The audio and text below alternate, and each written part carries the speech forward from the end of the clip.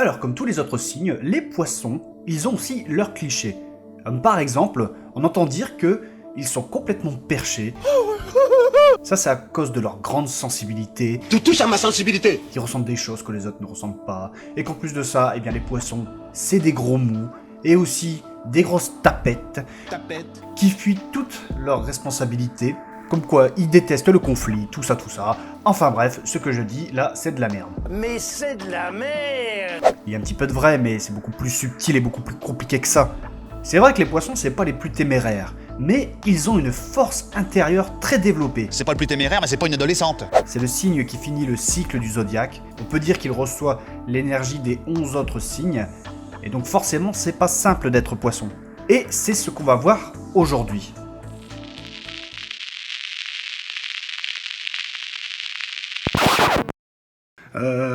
Écoutez bien, parce que j'ai une petite info pour vous, c'est les poissons. Alors, vous avez bien compris, aujourd'hui, on va parler des poissons. La vidéo d'avant, on avait vu le Verseau. Avec le Verseau, on était quelqu'un très dans le mental, toujours en train de réfléchir, tout ça. Ici, avec le Poisson, ça n'a rien à voir. On est avec quelqu'un qui est beaucoup plus dans l'émotion, dans la sensibilité. Il ressent des choses que les autres ne ressentent pas. Je vois des gens qui sont morts. Bref, pour précision, comme je le dis à chaque vidéo, ici nous allons parler du signe du Poisson. Les généralités sur ce signe. Ça ne concerne pas juste les gens qui sont nés sous le signe du Poisson. Ah bon? Il faut prendre en compte le thème astral. Donc forcément, cette vidéo vous concerne si vous êtes Poisson, si vous êtes ascendant Poisson, si vous avez des planètes en Poisson, et même si vous avez une maison en Poisson. Bref, je ne sais pas si vous vous souvenez des autres vidéos, j'espère que si maintenant. Bien évidemment. Donc chaque signe a un élément. Et le Poisson, eh bien c'est très compliqué à deviner, et ben oui, c'est de l'eau. Bravo! C'est très bien, very good. Bref, comme c'est un signe d'eau, ça le rend naturellement très émotif, très sensible. Je dirais même que c'est le signe le plus sensible. Je me sens persécuté. Je suis un être sensible.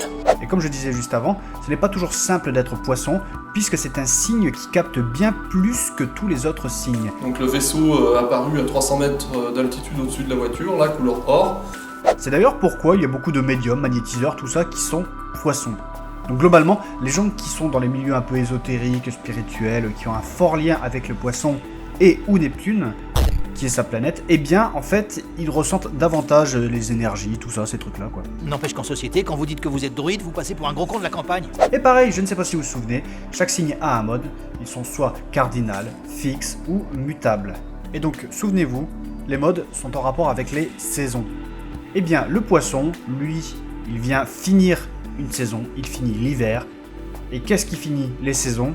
Eh bien, ce sont les signes mutables. Non, mais oui, mais si, mais j'avais pas fait le rapprochement.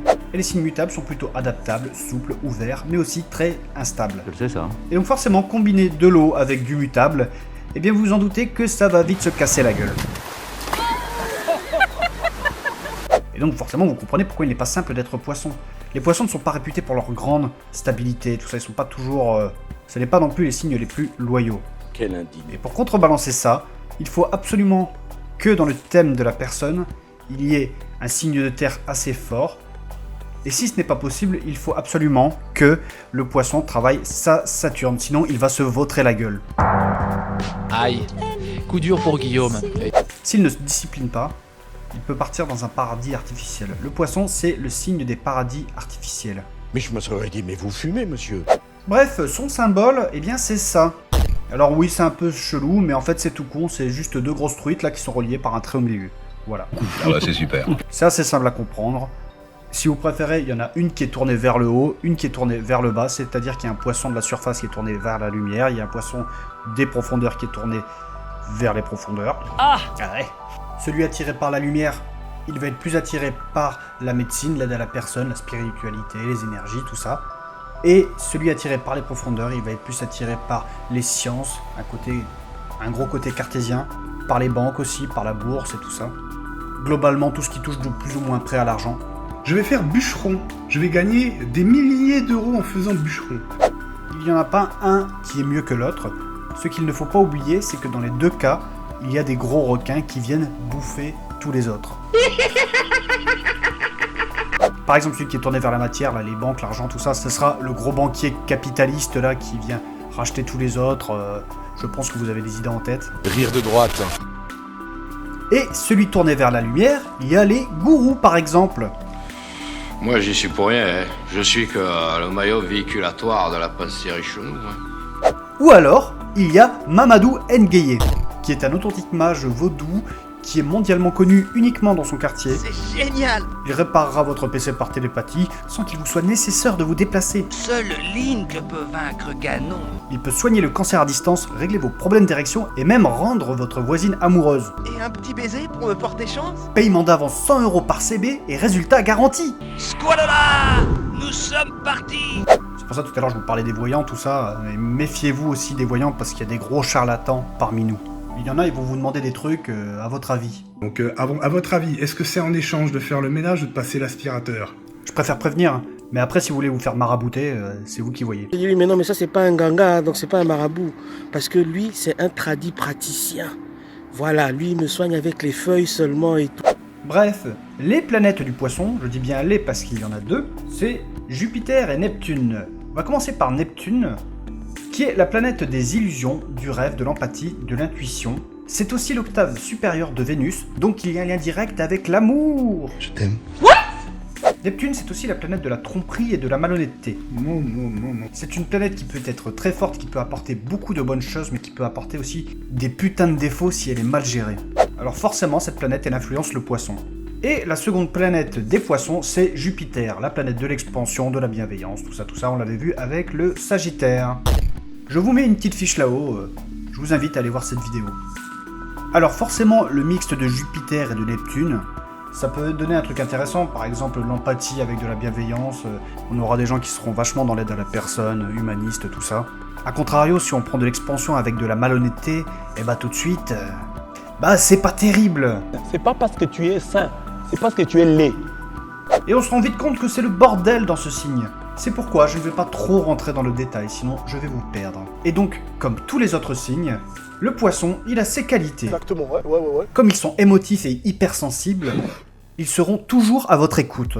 Ils sont capables d'une dévotion telle qu'ils vont aller jusqu'à s'oublier pour vous aider. Mais j'ai fait des conneries parce que ils voulaient rien écouter. Et ça peut être dangereux parce que des fois ils peuvent se mettre dans la merde. Mais s'ils sentent que ça ne va pas, ils seront toujours là pour vous. Comme c'est un signe d'eau et mutable, ils sont très adaptables. Qu'est-ce que tu veux, tu t'adaptes, hein? Leur lien à Jupiter les rend naturellement bienveillants et aimables. Ils sont très sympathiques au quotidien. Ils ne sont pas du genre à faire la gueule pour rien. N'est-ce pas les Capricornes et les Scorpions? Ta gueule! Ce sont des êtres aussi très romantiques. Leur lien à Neptune les rend aussi très imaginatifs. Là où la Lune avec le Cancer, elle trouve l'imagination, Neptune avec les Poissons, elle trouve l'imaginaire. J'ai rien compris. Qu'est-ce qu'elle trouve? En gros, c'est la même chose, mais en plus fort. Alors imaginez si vous avez une Lune en Poisson, alors là c'est fini quoi. Bref, sinon les Poissons sont des grands artistes aussi. C'est de toute beauté. Ils sont aussi très ouverts d'esprit. Ce sont des êtres aussi qui peuvent se montrer très séduisants et charmeurs. Comme ils sont très adaptables, ils trouveront toujours une combine pour se sortir d'une situation délicate, quitte à être un peu parfois borderline. Ils sont opportunistes. Parce qu'en fait c'est un don qui va vous coûter moins cher, mais sur le long terme ça va me faire gagner beaucoup plus d'argent en fait. Vous voyez ce que je veux dire? Ce sont des êtres aussi qui sont naturellement très doux, délicats et calmes.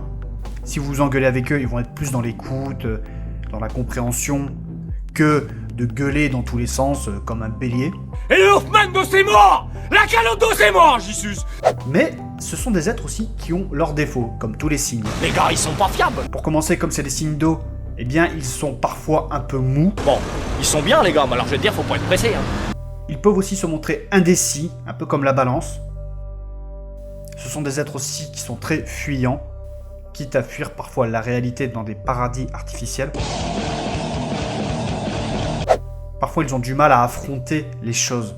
Et quand ils ne trouvent pas de combine pour y échapper, eh bien, ils se réfugient dans des paradis artificiels. Bourré au M&M's comme un mulet. Ce n'est pas simple de faire preuve de courage quand on est un poisson. Et du coup, forcément, ils peuvent se montrer velléitaires. Du coup, ils détestent qu'on lui mette la pression. Puis t'as l'autre qui met la pression tout le temps là. Celui que t'as vu là, l'espèce de mini-chef. Bien qu'ils aient une force intérieure, ce sont des êtres qui sont très vulnérables.